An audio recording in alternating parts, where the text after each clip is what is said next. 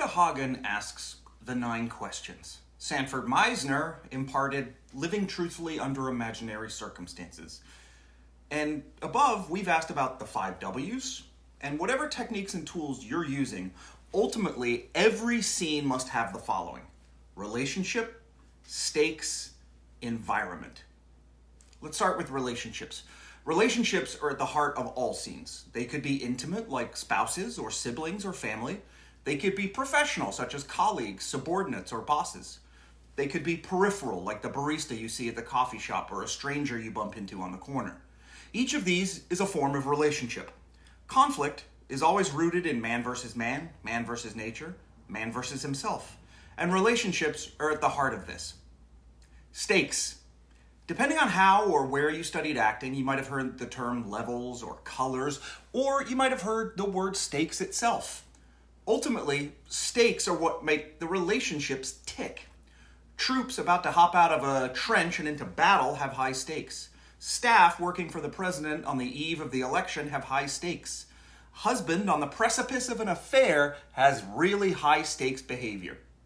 They might be referred to as levels because within a scene they may raise or lower, ebb and flow, a little bit like a roller coaster or perhaps a river carving through rock. Environment.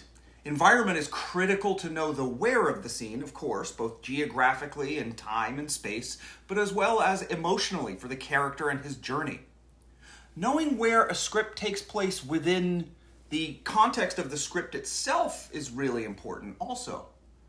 Page 3 of a script, for example, in a 1-hour drama, is going to be vastly different than page 47. Page 7 of a feature comedy is going to be very different than page 89. So the environment there is critical as well. Let's use a visual now to help us really understand relationship stakes and environment and kind of put it into context. Each of the 3 elements is like one side of an equilateral triangle, and it helps to keep the triangle in balance, right? But it's only when all 3 are given equal importance for the character that the triangle then evolves into a 3-dimensional figure, or a pyramid. Think of a fully fleshed out character as the sum total of the area inside the pyramid, from that square base on the bottom all the way up to the point where the 3 sides of the pyramid connect, the 3 faces of the pyramid. Each one represents relationship, stakes, and environment. If any one of those is out of balance or underweighted, the pyramid will collapse.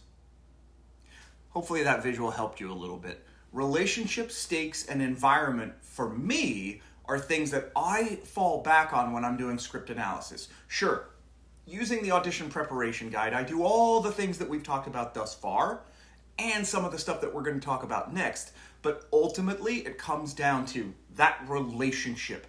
Man versus man, man versus nature, man versus himself. All of the relationship things that are taking place in the scene that the character would know coming into the scene or the character might be feeling.